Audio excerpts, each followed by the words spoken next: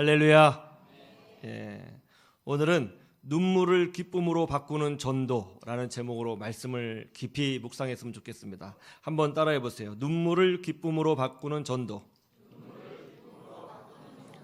눈물을 기쁨으로 바꾸는 전도. 어느 한 기독교 NGO 단체가 아프리카에서 활동하는 것을 TV에서 본 적이 있습니다. 이 기독교 단체가 이 NGO 단체가 아프리카 한 마을에 들어가서 이제 봉사 활동을 하게 되었습니다. 근데 그 동네는요 너무나도 가난해요. 그리고 특별히 에이즈 때문에 많은 사람들이 죽어가고 있는 그야말로 절망의 땅이었습니다. 그때 에이즈로 엄마를 잃은 한 아이를 이 NGO 단체를 섬기시는 목사님이 만나게 되었습니다. 이 아이가 보니까 동생이 있어요. 이 아이는 자기는 10살이고 그 밑에 7살 된 동생이 있는데 얼마나 못 먹었는지요. 아이가 유치원생 같아요. 아주 조그만해요. 아주 빼빼 말랐습니다. 너무너무 불쌍해요. 그래서 이 목사님이 그 아이 너무 불쌍하니까 먹을 것을 이렇게 딱 줬어요. 먹을 걸 주니까 와서 확 받고 고맙다고 땡큐 그러면서 가는 거예요. 그냥 먹으라고 그랬더니 안 먹어요. 왜 안 먹냐 그랬더니 집에 동생이 있는데 동생 줘야 된대요. 야, 이게 내리사랑은 이 어린아이에게도 있구나. 이게 정말 하나님이 주신 어떤 그런 마음이구나. 그런데 이 아이는요 아빠도 버리고 간 거예요. 근데 둘만 살아요. 그런데 이 마을에 에이즈보다 가난보다 더 큰 절망이 있었는데 그게 뭐냐면 바로 물 문제였습니다. 이 마을에는 물이 없습니다. 그래서 그 조그만 아이들 있잖아요. 8살, 9살, 10살 이렇게 된 아이들이 물을 먹어야 살잖아요. 그러니까는 그 플라스틱 통을 들고 그것이 뭐 어떤 통인지는 모르겠어요. 이게 뭐예요? 페인트를 담았던 통인지 무슨 통인지 모르겠지만 그런 플라스틱 통을 들고 무려 맨발로 말이죠. 이 거친 땅을 포장도 안 된 거친 땅을 4km를 걸어가지고 물을 길어 오는 거예요. 그 얼마나 무거워요. 그 꼬마아이가 물 들길요. 저도 어렸을 때 그 물을 좀 이 바켓스 뭐라고 해? 바스켓 양동이. 예. 양동이로 생각이 안 나요. 바켓스 그 표준어 써야 되는데 이 양동이로 한번 했는데 나른 적이 있는데 정말 힘들었거든요. 그거 물을 나르는 거예요. 근데요 그 물이 깨끗한 물이 아니에요. 딱 보니까 회색이에요. 그 고여 있는 물인데요. 거기서 짐승들이 와서 목욕도 하고 배설도 하고요. 파리가 있고요. 냄새나고요. 아주 더러운 물이에요. 근데 그 더러운 물도 귀하다고 말이죠. 물을 안 먹으면 죽으니까 아침에 그 4km를 가서 그 꼬마가 어린애들이 그 물을 양동에 퍼가지고요 비틀비틀 하면서 물을 날라요. 그걸 먹는 거예요. 그 애가 아이들이 건강하겠습니까? 막 몸에 피부병 생기고 아이들이 오래 살지 못하는 거예요. 그러니까는 이제 그런 모습을 보니까 얼마나 가슴이 아픕니까? 이제 NGO 단체와 함께 그 지역에 들어갔던 그 목사님이 그것을 보고 가슴이 아파서 이제 한국의 어떤 사람의 후원을 받아가지고 거기에 지하수를 뚫어주기로 한 거예요. 이제 기계를 사갖고 와서 며칠 동안 지하수를 뚫는 거죠. 이제 지하수 물은 막다고 그러더라고요. 지하수를 근데 깊이 뚫어야 된대요. 한 몇 날 며칠간 기계를 따따따따따 돌려가면서 지하수를 뚫어요. 그러니까 아프리카 사람들이 와가지고는 이게 뭐 하는 거냐? 이 밑에 땅 속에 물이 있는데 그 물이 아주 맑은 물인데 그 물을 꺼내주려고 그런다. 그랬더니 그 사람들이요 그 기계 앞에서 물 나오기를 기다리고 있는 거예요. 언제 물 나오나. 그래서 결국 이제 지하수를 뚫었는데 그냥 물이 나오는 게 아니고 지하수를 뚫면은 이제 관을 연결해야 되잖아요. 긴 쇠파이프 관을 연결해 가지고 그 물을 담을 수 있는 시설을 마련해서 이제 물을 담아야 사람 쓸 수 있잖아요. 그런 시설을 마련해서 이제 쇠파이프 관을 연결한 거예요. 그랬더니 아프리카 사람들이 쇠파이프에서 물 나온다고 그랬더니 그 관만 쳐다보고 있는 거예요. 언제 물 나오나. 결국 지하수를 찾아가지고 물이 나왔어요. 물이 나오는데 이 물이 그 파이프관을 통해서 막 맑은 물이 콸콸콸콸 막 쏟아지는 거예요. 그러니까 그것을 본 아프리카 사람들이 막 환호성을 지르면서 춤을 추는 거예요. 막 박수를 치고 애들이 춤추고 막 얼마나 기뻐하는지 몰라요. 여러분, 그 물은요, 그 마을 사람들에게 생명입니다. 축복이에요. 기적이에요. 여러분, 전도가 뭡니까? 이게 바로 전도예요. 전도란 영적으로 메말라가는 저 세상 사람들에게 예수의 생명을 우리가 영적 파이프가 돼서 그들에게 그 영적인 물을 보여주는 것, 이것이 전도인 줄로 믿습니다. 이게 전도예요. 오늘 말씀해 보니까 예수님이 왜 이 땅에 오셨느냐? 전도하기 위해서 오셨다고 했어요.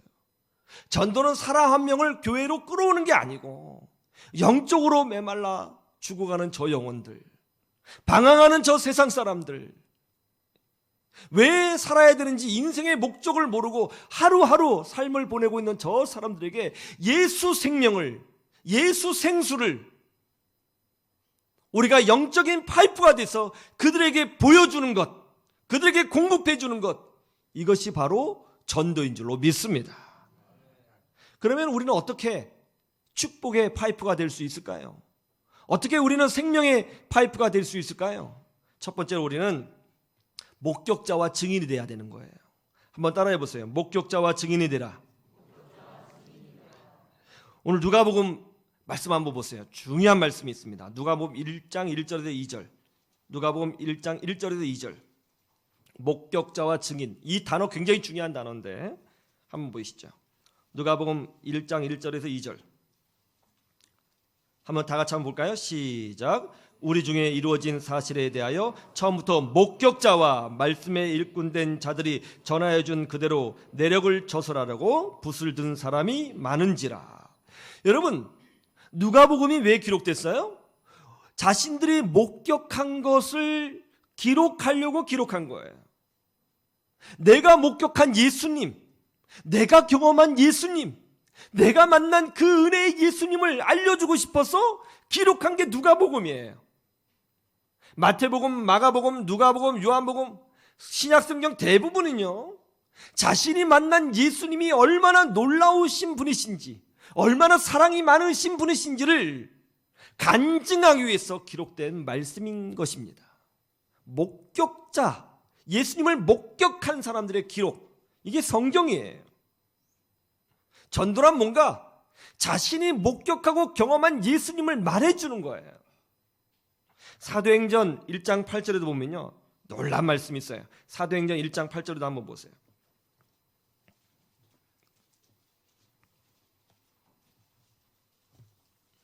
사도행전 1장 몇 절이요? 네. 1장 8절 같이 봐요. 시작. 오직 성령이 너희에게 임하시면 너희가 권능을 받고 예루살렘과 온 유대와 사마리아와 땅끝까지 이르러 내 증인이 되리라 하시니라. 아멘. 예수님을 경험한 사람들의 증언, 그 증인들의 고백, 그게 바로 전도였어요. 전도라는 그냥 교회 나오세요 이런 것이 아니었습니다. 전도는요, 내가 만난, 내가 경험한, 내가 체험한 그 예수님을 간증한 것이었어요. 그러면 그 간증 소리를 듣고 사람들이 예수님을 만나기 위해서 찾아왔던 것이죠. 나 같은 사람을 만나주신 예수 그리스도, 나 같은 사람을 용서해 주신 예수 그리스도, 나 같은 사람을 치유하신 예수 그리스도, 절망을 희망으로 바꿔주신 예수 그리스도, 그 예수님을 간증했던 거죠. 사도 바울도 전도를 할 때는 자신이 만난 예수님을 간증했습니다. 한번 보세요. 사도행전 22장 1절을 보세요. 사도행전 22장 1절. 사도 바울이 지금 어떻게 전도를 하는지 한번 보세요. 제가 읽어드릴게요. 사도행전 22장 부형들아, 내가 지금 여러분 앞에서 변명하는 말을 들으라. 그들이 그가 히브리 말로 말함을 듣고 더욱 조용한지라. 이어 이르되 나는 유대인으로 길리기아 다소에서 났고 이 성에서 자라 가말리엘의 문화에서 우리 조상들의 율법에 엄한 교훈을 받았고 오늘 너희 모든 사람처럼 하나님께 대하여 열심히 있는 자라. 내가 이 돌을 박해하여 사람을 죽이기까지 하고 남녀를 결박하여 옥에 넘겼노니 이에 대제사장과 모든 장로들이 내 증인이라. 또 내가 그들에게서 다메섹 형제들에게 가는 공문을 받아가지고 거기 있는 자들도 결박하여 예루살렘으로 끌어다가 형벌받게 하려고 가더니 가는 중 다메섹에 가까이 갔을 때에 오정쯤 되어 호련히 하늘로부터 큰 빛이 나를 둘러 비치매 내가 땅에 엎드러져 들으니 소리 있어 이르되 사울아 사울아 네가 왜 나를 박해하느냐 하시거늘 내가 대답하되 주님 누구시니까 하니 이르시되 나는 네가 박해하는 나사렛 예수라 하시더라. 여러분, 지금 사도 바울이 자기 동족 히브리 사람들에게 전도를 하고 있습니다. 어떻게 전도하고 있어요? 교리를 설명하고 있지 않아요. 성경 말씀을 풀어주고 있지 않습니다. 여러분, 사도 바울처럼 성경 말씀을 잘하는 사람이 있을까요? 사도 바울처럼 교리에 대해서 명확한 개념을 가지고 있는 사람이 있을까요?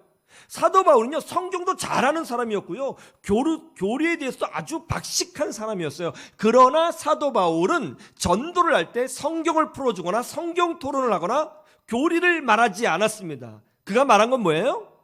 박해자였던 자기 자신을 용서해주고 교회를 핍박했던 자신을 품어주고 부르신 자기가 만난 예수님을 간증했어요. 성경에 나오는 사람들은 대부분 그랬습니다. 평생 거지로 살던 바디메오, 그는 나중에 유명한 전도자가 되었죠. 어떻게 전도했을까요? 버림받아 거지로 살았던 자신을 인격적으로 대해주신, 그리고 자신의 절망을 치료하고 눈을 치료해 주신 예수님을 간증하는 거였어요. 아무도 바디메오를 거들떠보지 않았습니다. 그 당시에는요, 장애라는 것은 단순한 질병이라고 생각하지 않았습니다. 유대인들은 장애를 하나님의 저주라고 생각했어요. 수많은 사람들이 바디메오를 향하여 손가락질을 하면서 네가 얼마나 나쁜 죄를 지었기에 그렇게 장애를 가지고 있느냐, 그래서 손가락질했던 거예요. 그러나 예수님은 바디메오를 인격적으로 대해주셨습니다. 그리고 그의 눈에 손을 대시고 그의 눈을 치료해 주셨습니다. 버림받은 자신을 인격적으로 대해주신 예수 그리스도, 그 예수님을 간증한 거예요. 사마리아 여인은 5번이나 결혼하고 이혼한 여인이었습니다. 정확히 말하면 이혼한 게 아니죠. 버림받은 거죠. 지금도 먹고 살기 위해서 어떤 남자랑 동거하고 있는 거예요. 동네 사람들은 그녀를 더러운 여자라고 하면서 손가락질을 했습니다. 그녀는 남들이 쉬는 시간에 사람들의 눈을 피하여 사람들과 섞이기 싫으니까 홀로 우물가에 나와서 물을 떠야만 하는 그런 가련한 여인이었습니다. 친구도 없었어요. 위로해주는 사람도 없었어요. 말상대도 없었습니다. 그런데 말상대도 없이 살아가야 했던 이 여인을 예수님이 만나주기 위해서 의도적으로 찾아가셨어요. 그리고 그녀와 대화하셨고 그녀의 삶을 위로하셨고 다 그녀를 향하여 손가락질했지만 예수님은 그녀를 향하여 칭찬해 주셨습니다. 예배를 사모하는 그녀의 모습을 보고 높여주셨습니다. 사마리아 여인이 어떻게 했나요? 은혜를 받았죠. 그러자 물동이를 버려두고 마을로 뛰어들어가서 내가 메시아를 만났다 간증했어요. 그러자 그 동네 사람들이 다 예수님께 나와 주의 말씀을 듣고 그 마을 전체가 예수 믿는 기적 같은 역사가 일어나게 된 줄로 믿습니다. 여러분, 세상 사람들은요, 우리에게 간증을 듣고 싶어 해요. 당신이 만난 예수님이 누군지 알고 싶어 해요. 뭐 이런 얘기 저런 얘기 그런 얘기가 아니라 우리에게서 정말 간증을 듣고 싶어요. 여러분, 여기 앉아 계신 여러분 모두에게 그런 영적인 간증이 있지 않습니까? 여러분 예수님 만났죠? 영적인 경험했죠? 하나님의 은혜를 경험했죠? 간증이 있잖아요. 그 간증을 말해줘야 되는 거예요. 저도 간증이 있어요. 저는 정말 남들에게 말하기 부끄러운, 너무나도 부끄러운 그런 가정에서 태어났고 그런 가정에서 자랐습니다. 그런 제가 지금 이렇게 목회를 감당하고 있습니다. 그런 제가 학생들을 가르치고 있습니다. 그런 제가 하나님의 일을 감당하고 있습니다. 어떻게 제가 이렇게 되었을까요? 여러분, 예수님 외에는 설명할 길이 없어요. 저는 탁월한 사람도 아니고 능력 있는 사람도 아니에요. 성격도 좋은 사람도 아니에요. 게으른 사람입니다. 부족함이 많습니다. 어떻게 이렇게 이 자리에 설 수 있을까요? 예수님 때문이에요. 다시 시작할 힘을 주시고 제게 참된 위로를 주시고 용기를 주시고 희망을 주시고 믿음을 주시고 하나님의 자녀라는 확신을 예수님께서 보여주셨습니다. 저는 그런 간증이 있어요. 여러분도 그런 간증이 있죠? 예수 믿음에서 간증이 없는 사람이 있을까요? 예수 믿음에서 기도 응답 한 번도 받지 않은 사람이 있을까요? 다 간증이 있어요. 그 간증을 잊지 말아야 돼요. 그 간증을 말해줘야 되는 거예요. 그 간증을 말하는 것은 자랑하는 것이 아니라 영적으로 목말라하는 저 세상 사람들이 마시기를 원하는 예수의 생명수가 되는 줄로 믿습니다. 여러분, 간증하셔야 돼요. 성경 토론, 교리 설명, 그건 나중에 하세요. 세상 사람들은 여러분에게 듣고 싶은 게 있어요. 당신이 만난 예수가 누군지 알려달라는 거예요. 어떻게 목마른 저 세상 사람들에게 우리가 영적인 파이프가 돼서 예수 생명수를 전해줄 수 있을까? 정말 세상 사람들이 원하는 것은 뭐냐? 우리 가족이 원하는 것은 뭐냐? 여러분이 만난 예수님, 여러분의 간증을 듣고 싶은 거예요. 그것이 바로 전도의 능력이고 생명의 능력인 줄로 믿습니다. 여러분의 입술이 생명수를 전하는 영적 파이프가 되기를 주님의 이름으로 축원합니다. 두 번째, 우리가 영적 파이프가 되기 위해서는 기쁨을 보여줘야 된다는 거예요. 한번 따라해 보세요. 기쁨을 보여주라. 여러분, 예수 만난 사람들은요 한결같이 기뻐했어요. 예수님을 통해서 치유를 경험한 사람들은요 한결같이 춤을 추면서 기뻐했어요. 여러분, 한국교회 위기가 뭔지 알아요? 교회 갔는데 기쁨이 없는 거예요. 요새 그래요. 교회 가면 젊은 사람들은 없고 다 나이 든 사람만 있다고. 왜 젊은이가 교회를 떠나요? 기쁨이 없으니까 떠나요. 왜 한국교회 위기가 왔어요? 왜 이렇게 한국교회가 무기력해요? 기쁨이 없어요. 여러분, 예수님 때문에 기쁨을 경험한 사람은요 그 기쁨을 참을 수가 없어요. 오늘 본문 말씀 44절에서 45절을 보세요. 재밌습니다. 마가복음 1장 44절에서 45절. 44에서 45절 한번 보세요. 다 같이 시작. 이르시되 삼가 아무에게 아무 말도 하지 말고 가서 내 몸을 제사장에게 보이고 내가 깨끗하게 되었으니 모세가 명한 것을 드려 그들에게 입증하라 하셨더라. 그러나 그 사람이 나가서 이 일을 많이 전파하여 널리 퍼지게 하니 그러므로 예수께서 다시는 드러나게 동네에 들어가지 못하시고 오직 바깥 한적한 곳에 계셨으나 사방에서 사람들이 그에게로 나아오더라. 아멘. 예수님이 한 나병 환자를 치유해 줬습니다. 이 나병 환자는요 치유받으면 당장 집으로 돌아갈 수 있는 것이 아니고 제사장에게 찾아가서 자신의 육신이 완전히 치유되었다는 것을 검증받고 선언받아야 돼요. 여러분, 예수님은 율법을 파괴하려 오신 분이 아니라 율법을 온전케 하기 위해서 이 땅에 오신 줄로 믿습니다. 그래서 그 나병 환자에게 네가 지금 치유를 받았으니까 율법에 명한 대로 제사장에 가서 네가 치유받았다는 것을 보여주고 완전 치유 선언을 받으라, 그렇게 명하셨어요. 그리고 함부로 사람들에게 내가 이렇게 치유받았어 이렇게 말하지 말아라 했어요. 왜냐하면 안 그래도 사람들이 자꾸 예수님에게 몰려오는 판인데 이 나병까지 치유받았다고 하면은 더 많은 사람들이 예수님을 단지 육신을 치료하는 선지자 정도만 생각해서 막 몰려올 거 아니에요. 예수님은 그런 목적으로 이 땅에 오신 것은 아니잖아요. 그래서 예수님이 이제 주의를 주셨는데 문제는 뭐예요? 이 나병 환자가 자기가 치유받은 기쁨을 감출 수 있었겠어요? 없었겠어요? 감출 수 없는 거죠. 막 춤을 추는 거죠. 나 보라고, 나 깨끗해졌다고, 나 치유받았다고. 어디서 치유받았냐고. 말하면 안 되는데, 말해보라고. 말하지 말라 했는데 말해보라고. 난 말은 못하겠고 예수님이라고 그랬을 거 아니에요. 여러분, 구원받은 사람이 그 구원의 감격을 숨길 수 있어요? 자기가 하나님의 자녀가 되었다는 사실을 깨달은 사람이 그 기쁨을 숨길 수 있어요? 죽을 영혼이 용서받고 천국 자녀가 되었다는 것을 아는 사람이 그 기쁨을 숨길 수 있겠어요? 숨길 수가 없어요. 많은 사람이 제게 물어요. 목사님, 복음의 핵심이 뭡니까? 복음의 핵심? 기쁨이에요. 기쁨이에요. 여러분, 예수님께서 우리의 모든 죄악과 허물을 십자가에서 완전히 해결하여 주신 줄로 믿습니다. 여러분은요, 구원받을 자가 아니라 이미 구원받았으며, 믿음으로 말미암아 구원받았으며 하나님의 자녀가 되는 권세가 있음을 믿습니다.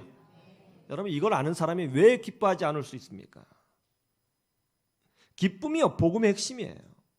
그래서 말이죠, 우리 찬양 중에 여러 가지 CCM 찬양이 있는데 그 많은 찬양들 중에서 기쁨을 주제로 한 찬양들은요, 어떤 특징이 있느냐면, 기쁨을 주제로 한 찬양은요, 항상 복음의 핵심을 그 가사에 담고 있어요. 왜냐하면 이 기쁨과 복음의 핵심을 뗄래야 뗄 수가 없거든요. 근데 기쁨을 주제로 한 찬양을 가사를 깊이 묵상하면요, 복음의 핵심이 다 들어있어요. 성경의 모든 내용이 요약되어 있어요. 한번 볼래요?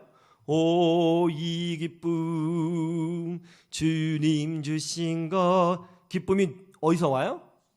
사람이 만들어내요? 어디서 와요? 주님이 주시는 거예요. 그러니까 우리 예수 믿는 사람이 누리는 기쁨은 하늘로부터 오는 기쁨인 줄로 믿습니다. 성령이 주시는 기쁨인 줄로 믿습니다. 오, 이 기쁨 주님 주신 것. 오, 이 기쁨 주님 주신 것. 주께 영광 할렐루야. 주만 찬양해. 누구만 찬양해요? Only Jesus Christ. 주님만이에요. 다른 사람 찬양하면 안 돼요. 복음의 핵심이 다 들어있어요. 기뻐하며 승리의 노래 부르리. 그 백성 주가 회복시키시네. 그 사랑으로 억눌렸던 자 모아 칭찬과 명성 얻게 하시네. 전심으로 기뻐하리. 전능의 왕 함께 하시네. 기뻐 외치며 주께 두 손 들리 춤을 추며 왕께 찬양해. 모든 원수를 멸하신 주님, 전능의 왕 함께 하시네. 할렐루야.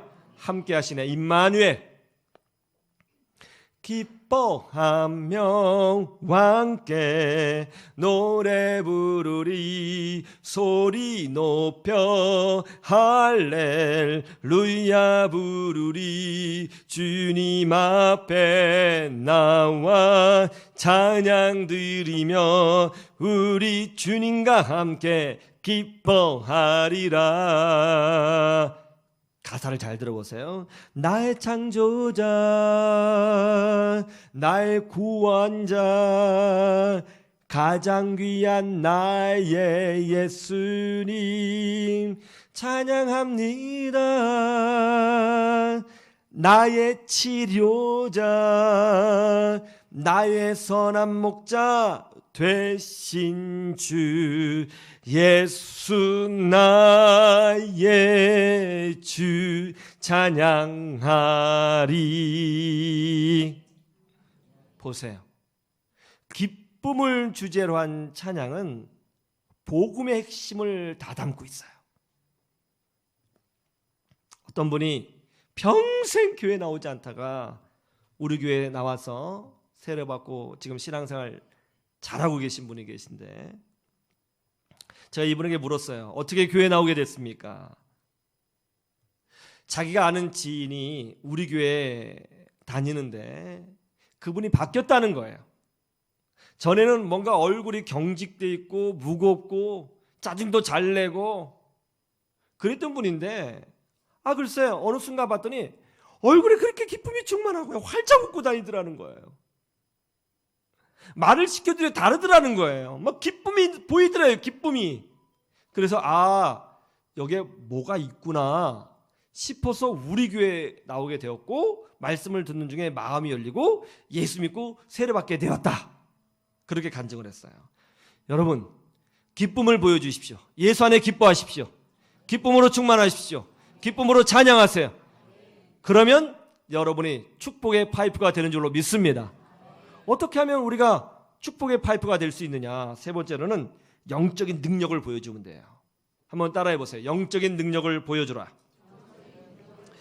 중요한 말씀이 있습니다. 우리 38절 39절 말씀 보시죠. 38절 39절 같이 한번 볼까요? 시작. 이르시되 우리가 다른 가까운 마을들로 가자. 거기서도 전도하리니 내가 이를 위하여 왔노라 하시고, 이에 온 갈릴리에 다니시며 그들의 여러 회당에서 전도하시고 또 귀신들을 내쫓으시더라. 아멘. 예수님은 전도하실 때요, 귀신들을 내쫓으셨습니다. 이게 무슨 뜻일까요? 전도는 영적 전쟁이라는 거예요. 전도를 하는 순간 영적인 싸움이 일어나요. 물리적인 싸움이 아니라 영적 싸움이 일어나게 된다는 것이죠. 그래서 전도할 때는요, 가장 필요한 게 뭐냐면 영적인 힘이 필요하다는 거예요. 영적인 권세가 필요하다는 거예요. 그러면 우리는 영적인 힘을 어떻게 보여줄 수 있어요? 우리 예수 믿는 사람들이 보여줄 수 있는 영적인 힘은 딱 두 개밖에 없어요. 기도와 찬송. 할렐루야. 기도와 찬송이에요. 여러분, 왜 기도와 찬송이 능력이 됩니까? 그 이유는요, 우리가 강하기 때문이 아니라 우리의 찬송과 기도를 들으시는 하나님이 전능하시기 때문에 그런 줄로 믿습니다. 우리 예수님이 그랬죠? 기도 외에는 이런 유가 나갈 수 없느니라. 기도 외에는 나갈 수가 없어요. 여러분, 영적 전쟁은 내가 싸우는 게 아니에요. 하나님이 싸워주시는 것입니다. 전쟁은 하나님께 속한 줄로 믿습니다. 하나님이 싸우시는 거예요. 케냐에서 선교하시는 윤형로 선교사님이 이런 간증을 했습니다. 한국에서 단기 선교팀이 왔습니다. 이 단기 선교팀과 함께 아프리카의 어떤 지역에 들어가서 그 지역에 있는 교회와 협력하여 이제 선교 활동을 하게 되었는데, 문제가 생겼습니다. 그 동네에 깡패 청년들이 있는데 그 깡패 청년들이 선교팀을 들어오게 하지도 못하게 하고 전도 활동을 하면 행패까지 부린다는 것입니다. 그래서 전도팀이, 선교팀이 들어갈 수가 없다는 거예요. 이 문제를 놓고 선교사님이 고민 중에 하나님 앞에 엎드려 기도했습니다. 그때 이 선교사님이 마음 깊은 곳에서 하나님의 음성이 들렸습니다. 너는 그 마을을 전도하기 전에 먼저 그 청년들에게 복음을 전하라. 그러면 그들이 너의 동역자가 될 것이다. 선교사님이 이 말씀을 믿고 그 지역에 선교팀과 함께 들어갔습니다. 혹시나 해서 총으로 무장한 현지 경찰 4명과 함께 이제 그 지역에 들어갔어요. 아니나 다를까 그 지역에 들어가니까 한 50여 명 돼 보이는 청년들이, 깡패죠, 선교팀을 쫙 둘러싸면서 위협을 가하더라는 거예요. 떠나라는 거죠. 그때 선교사님이 이 선교팀을 둘러싼 아프리카 청년들에게 복음을 전했습니다. 하나님이 나를 이곳에 보내셨다. 왜 보내셨느냐? 너희들을 축복하라고 보내신 것이다. 우리나라 대한민국도 50년 전에는 케냐처럼 매우 어렵게 살았다. 그러나 하나님을 믿고 새벽기도 하니까 하나님이 축복해 주셔서 대한민국이 세계에서 10번째로 잘 사는 나라가 되었다. 케냐도 예수님을 영접하고 기도하면 하나님이 이렇게 만들어 주실 수 있다. 내가 이것을 전하게 왔다. 이렇게 복음을 전했답니다. 그러니까 그 깡패 중에서 두목처럼 보이는 아이가 그러더래요. 정말 그런 일이 일어날 수 있느냐 묻더래요. 그렇다. 그랬더니 그 청년이, 그러면 정말 그런 일이 일어난다면 우리가 전도하는데 도와주겠다. 그러더라는 것입니다. 그때가 마침 점심시간이 돼서 그럼 우리 같이 밥 먹자. 그래서 같이 점심도 먹고 점심 먹고 난 다음에 한국에서 온 단기 선교팀 베스트 11과 그 현지 깡패 베스트 11을 뽑아서 축구를 해서 6대 떡으로 진 다음에 이제 같이 이야기를 하게 됐답니다. 그때 이제 이 아이 그 축구까지 하니까 이 청년들의 마음이 활짝 열렸더래요. 그래서 가가오 가서 전도를 하는데요.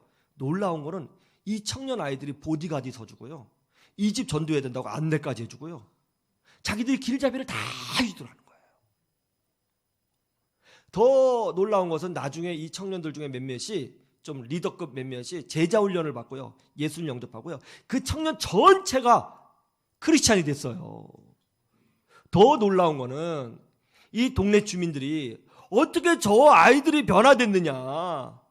저 아이들이 변화된 거 보면 정말 놀라운 능력이 있다. 그래서 그 동네 사람들이 다 교회 다닌대요. 할렐루야. 여러분, 이 청년의 마음을 바꾼 힘이 뭘까요? 성령 하나님이 하신 겁니다. 단순하지만 하나님 앞에 기도하니까 그 기도의 능력이 나타나게 된 것이죠. 여러분, 기도하면 하나님이 우리를 통해서 일하시는 줄로 믿습니다. 그걸 세상 사람들이 그걸 목격하게 되는 거예요. 그걸 목격하면 아, 뭐가 있구나 하고 하나님을 찾게 되는 거예요. 그리고 결국 그들이 예수님의 사랑을 발견하고 주님을 영접하는 역사가 일어나게 되는 것이죠. 여러분, 우리는 축복의 통로입니다. 여러분들은 축복의 파이프관이에요. 여러분을 통해서 가족과 이웃과 많은 사람들이, 지금도 목말라 하는 저 사람들이 예수 생명수를 누리기를 주님의 이름으로 축원합니다. 축원합니다.